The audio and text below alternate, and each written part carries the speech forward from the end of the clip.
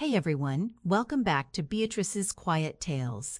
It's Beatrice, and today's story landed in my inbox from a woman named Angela out of Massachusetts. I read it twice before I could even respond to her. This one has everything. A mother who gave up everything for her son, a daughter-in-law with a plan, and a twist involving a fence and a bulldozer that I promise you did not see coming. Grab your coffee, get comfortable, because this is a long one, and it's worth every minute. Let's get into it. 2 days ago, I was carried out of my own house with one suitcase, a week before Christmas, while my daughter-in-law changed the locks behind me. This morning, I'm sitting in a rocking chair behind a brand-new chain-link fence drinking coffee from a thermos, watching a construction crew shut off the water and power to the house I raised my son in. My name is Angela. I'm 62 years old, and for 31 years I worked as an auditor for the IRS.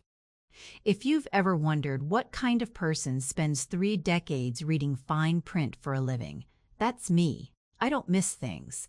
I don't sign anything without reading every line twice. At least, that's what I always believed about myself. I lived, on Larchmont Street, in a quiet corner of Worcester, Massachusetts. Red brick, white shutters, a porch swing my late husband Robert built the summer before he passed. That house wasn't just a building to me. It was 34 years of birthday candles, Thanksgiving turkeys, and one very stubborn rosebush that refused to die no matter how many winters tried to kill it. My son Jason is 36 now. Good with numbers, terrible with people who disagree with him, a trait I probably passed down without meaning to. 3 years ago, he married Rachel Miller, a woman I genuinely tried, to love like my own daughter. Rachel's parents, the Millers, were pleasant enough at first. Sunday dinners. Polite compliments about my pot roast. Nothing that would have told me what was coming. It started small, the way these things always do. Little comments about the house being so big for just one person. Rachel mentioning, almost casually, how her parents were struggling with the stairs in their apartment. Jason asking, one Tuesday over coffee, whether I'd ever thought about downsizing. I should have heard the alarm bells. I didn't. I heard a mother trying to help her son and his new family get on their feet. So when Jason came to me 8 months ago with a folder of papers, just for taxes, Mom, so I can help manage things if anything ever happens to you, I signed every page. Without my usual scrutiny, because this was my son, my own flesh and blood. The boy I'd stayed up with through fevers and finals and a divorce he never saw coming from his father. I didn't reread the fine print, not once. 31 years of catching other people's mistakes, and I missed my own. The first real crack came in October. I walked into my kitchen and found Rachel measuring the windows for curtains. Not my curtains, new ones. Just getting ideas, she said, smiling in that tight way she has. I laughed it off, told myself I was imagining things. By November, the visits from the Millers stopped being visits. Mr. Miller started showing up with a toolbox, fixing things up. Mrs. Miller left a coffee mug in my dish rack that wasn't mine. Small things. Things a paranoid old woman might invent. Except I am not paranoid, and I am certainly not imagining a moving truck idling in my driveway on the second Saturday of December. That's when Jason finally said it out loud, standing in my own living room, not quite meeting my eyes. Mom, we need to talk about the house. I remember exactly what I was doing when he said it. Folding laundry, his laundry, from back when he was 17, and I still did his wash on weekends out of habit. I set the towel down very slowly. What about the house, Jason? It's actually in my name now. Has been since August. Remember the papers? I remembered signing papers. I did not remember signing away my home. The thing is, he continued, and here's where his voice started doing that thing it does when he was a teenager caught lying. Rachel's parents need somewhere to live. Their lease is up, and this house. It's got the space, Mom. It just makes sense, I asked him very calmly. Where exactly he expected me to go. He didn't answer that part. Rachel did, stepping in from the hallway like she'd been waiting for her cue. We were thinking maybe the Sunrise Manor place? It's really nice, Angela. Lots of women your age love it there. Women my age. As if I were a piece of furniture being reassigned to storage. I want you to understand something about me before I go any further. I spent 31 years being the person who found the discrepancy nobody else noticed. The number that didn't add up. The signature that didn't match. And standing in that living room, something in the back of my mind, the auditor part, the part that never fully turned off, started asking a very quiet, very important question. What exactly did those papers actually say I signed away? 2 days later, I was standing on my own front lawn with one suitcase, watching Rachel change the locks through the window, while Jason wouldn't even come outside to say goodbye. But here's what nobody in that house bothered to check. Not Jason, not Rachel, not even her parents, already measuring my bedroom for their new furniture. Nobody looked at whose name was still on the deed to the land. The Sunrise Manor place turned out to be a one-bedroom rental above a laundromat on Grafton Street, owned by my old friend Marion, who didn't ask questions when I showed up on her doorstep with a suitcase and a face I couldn't quite keep steady. She just handed me a key and a cup of tea and said, "Stay as long as you need, honey." That first night, I didn't cry. I want to be honest with you about that because I think people expect me to say I cried myself to sleep. I didn't. I sat at Marion's kitchen table with a cup of tea going cold in front of me, and I got angry in a very specific, very quiet way. The kind of angry that doesn't shout, the kind that starts making lists. See, here's something you should know about spending 3 decades at the IRS. You stop believing what people tell you documents say. You go find the documents and you read them yourself. The next morning, I drove to the Worcester County Registry of Deeds. I hadn't set foot in a records office in 4 years, not since I retired, but my hands remembered exactly what to do. I requested the deed history for 14 Larchmont Street. The clerk, a young man who couldn't have been older than 25, printed it out and slid it across the counter like it was nothing. I sat down on a bench in the hallway and read it twice. Then I read it a third time, just to be sure I wasn't seeing what I wanted to see instead of what was actually there. 8 months ago, when Jason handed me that folder and told me it was just for taxes, what I had actually signed was a quitclaim deed, transferring ownership of the structure, the physical house itself, into a small LLC Jason had set up in his name. What I had not signed away, what remained entirely, unambiguously, legally mine, with the land underneath it. In Massachusetts, that's not as unusual as you'd think, especially with older properties that were once part of larger family land parcels. My in-laws had done something similar decades ago for tax purposes, splitting the structure from a portion of the lot when they subdivided the land for my sister-in-law. Robert always kept the parcel maps in his old filing cabinet, the one Jason probably assumed was full of nothing but yellowed receipts and warranty cards. Jason, God love him, is many things. A careful reader of 40-year-old property records is not one of them. He owned a house. He did not own the ground it was sitting on. I sat on that bench in the Registry of Deeds, and I felt something shift in my chest. Not quite hope, not quite relief. Something closer to recognition. Like finding the one-line item in a 1,000-page filing that doesn't match up and realizing you're the only person in the room who's noticed. I called my old colleague from the IRS, a man named Douglas who'd gone into private practice as a property attorney after he retired 2 years before me. We'd shared an office for 6 years. He owed me at least one favor, probably several. "Angela," he said after I explained everything, his voice going very careful and very precise, the way it always did when he smelled something worth paying attention to. "Do you understand what this means?" "I think I do," I said, "but I want you to tell me anyway, slowly.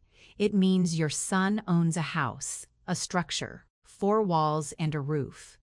But legally, that structure is sitting on land that still belongs entirely to you.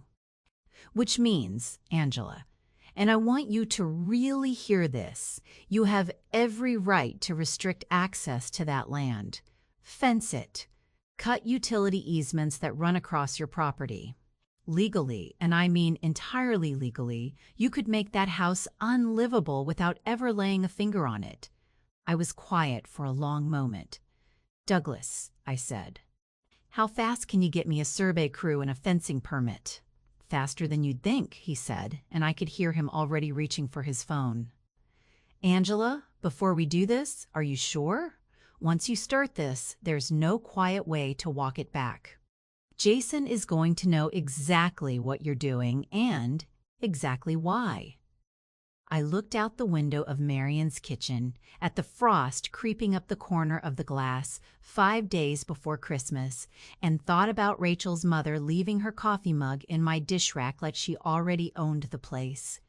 Douglas, I said, I spent 31 years finding the number that didn't add up so someone else couldn't get away with it. I'm not about to stop now that it's my own house. He laughed, short and surprised. I'll have the survey crew out there Thursday. Permit application goes in tomorrow morning, first thing. Worcester's usually slow, but I know the clerk. We can expedite. Do it, I said. And Douglas, check something else for me while you're at it. The water line, the one that runs to the house. There was a pause on the line. You think it crosses your parcel. I think Robert mentioned it once, years ago, when we were arguing about a fence for the dog. I think the main shutoff valve sits about 6 feet past the property line his mother drew back in the 80s, on my side. Douglas exhaled slowly. Angela, if that's true, this isn't just a fence. This is the whole ballgame. I finished my tea. It had gone cold hours ago, but I drank it anyway. Good, I said. Let's start Thursday. Thursday came in cold and clear, the kind of Massachusetts morning where your breath hangs in the air like it's thinking about staying. The survey crew arrived at 8 a.m. Sharp. 2 men in orange vests, a tripod, and a laser level that made Rachel's father come out onto the porch in his slippers within about 4 minutes. I watched from Marion's car, parked 2 houses down, sipping coffee from my thermos. Douglas had advised me not to be there for the survey itself. Let the paperwork do the talking first, he'd said, but I couldn't stay away. 34 years in that house. I wasn't about to miss this from a distance entirely. Mr. Miller came down the porch steps in his robe, hollering something at the surveyors that I couldn't hear from where I sat. One of the crew members, a young woman with a clipboard, calmly showed him a laminated copy of the permit. I saw his shoulders drop. I saw him go back inside, fast, phone already at his ear. By 10 o'clock, Jason's car screeched into the driveway. He came out already talking, already gesturing, and I rolled my window down half an inch, just enough to catch pieces of it drifting across the frozen lawn. My property, you can't just... Sir, we're surveying the land parcel, not the structure. This is illegal. Nobody told me anybody was. The permit's public record, sir. It's been posted with the city since Monday. I watched my son stand in the yard he grew up playing catch-in, arguing with the surveyor about a fence he didn't yet know was coming, and something in me that had been braced and cold since the night Rachel changed the locks, finally, quietly, settled. The fence went up Friday and Saturday. 6 feet of chain link, exactly along the property line Robert's mother had drawn in 1987, exactly where Douglas's survey confirmed it belonged. It ran directly behind the house, cutting off the driveway, the side yard, and, this was the part that mattered most, a 6-foot stretch of ground where the main water shutoff valve sat, half buried under decorative gravel Rachel had put in that spring. I got the notice from the water department Monday morning. Turns out, when a property owner formally requests that utility access crossing their private land be restricted pending a legal ownership dispute, the utility company doesn't get to argue about it. They just comply. Same with the electric company. Once Douglas pointed out that the main line junction box, installed by Robert himself back in the 90s, God bless a man who liked doing things the right way, even when it wasn't required, sat 2 feet inside my side of the property line. Tuesday, 6 days before Christmas, the water stopped. Wednesday, the power went with it. I know this because Marion's neighbor, a retired police officer named Hank who still had connections at the department, called to give me a heads up before it happened, out of nothing but decency. And because it's 7014 that morning, my phone lit up with a call from Jason, then another, then a text. "Mom, what did you do?" I didn't answer that one. Not yet. Some things deserve to be said face to face, and I intended to say this one from a rocking chair, with a good cup of coffee, sitting exactly where I had every legal right to sit. Thursday morning, 2 days before Christmas Eve. I drove back to Larchmont Street. Douglas had a folding rocking chair waiting in his trunk, an old joke between us from his retirement party years ago, and he set it up for me himself, just inside the fence line, on my side, facing the house. I sat down. I poured coffee from my thermos into the cup, and I watched the front door of the house I raised my son in. It took 11 minutes for it to open. The door opened, and it wasn't Jason who came out first. It was Mrs. Miller, still in her bathrobe, a blanket wrapped around her shoulders, breath fogging in the cold. Behind her came Mr. Miller, then Rachel, then finally Jason, all of them stopping short at the sight of the chain-link fence, the rocking chair, and me, sitting there with my thermos, wearing the same wool coat I'd worn to bring Jason home from the hospital 36 years ago. "Mom." Jason's voice cracked on the word. "You cut the water. You cut the power. There are people in there, Mom. It's 28 degrees. "Is it?" I said and took a sip of my coffee. I hadn't noticed. It's quite warm out here, actually. Mrs. Miller started to say something sharp, but her husband put a hand on her arm and she stopped. "Smart man, Mr. Miller." He'd already guessed, I think, what kind of morning this was going to be. Douglas stepped forward from beside me, folder in hand, and I let him do what I was paying him for. "Reyes," Douglas said to Jason, calm as a Sunday sermon, "you own the structure at 14 Larchmont Street, per the LLC transfer filed in August. What you don't own is the land it sits on, the water main access, or the electrical junction box, all of which remain the legal property of Angela Reyes. She's within her full legal rights to restrict access to her own land pending resolution of this matter." "What matter?" Rachel snapped. "There is no matter. This is insane. She can't just—" "Actually," Douglas said, pulling a second folder from his bag, "and I'll admit I'd been waiting for this part all week. There's quite a significant matter. The quitclaim deed your husband had his mother sign in August was drafted and notarized by a friend of yours, Rachel, a Denise Carver, who is not, as it turns out, a licensed notary in the state of Massachusetts. Her commission expired 14 months prior to signing, which means that transfer is currently void and has been since the day it was signed." The silence that followed was, I'll admit, one of the more satisfying silences of my life. "That's smart," Jason started, and then stopped because I could see it landing in his face, the way things land when you all Eddie suspect they're true before someone says them out loud. "Rachel, you said Denise was. She was a notary," Rachel said, too fast, too high. "I didn't. I don't check people's renewal dates, Jason." "No," I said, standing up from my rocking chair for the first time, "but I did. It's what I did for 31 years, sweetheart, finding the piece that doesn't add up." Mr. Miller, to his credit, was the first one to say what everyone else seemed to still be catching up to. "So the house, it's still hers. It never actually transferred." "Correct," Douglas said. I watched my son's face go through something I hadn't seen since he was 9 years old and realized, mid-lie, that I already knew the truth before he'd finished telling it. Shame, not anger. Shame. Arriving late but arriving completely. "Mom," he said, quieter now, the fight gone out of him. "I didn't know about the notary thing. I swear to you I didn't." "I believe you," I said, "and I meant it mostly. I don't think you set out to steal your mother's house, Jason.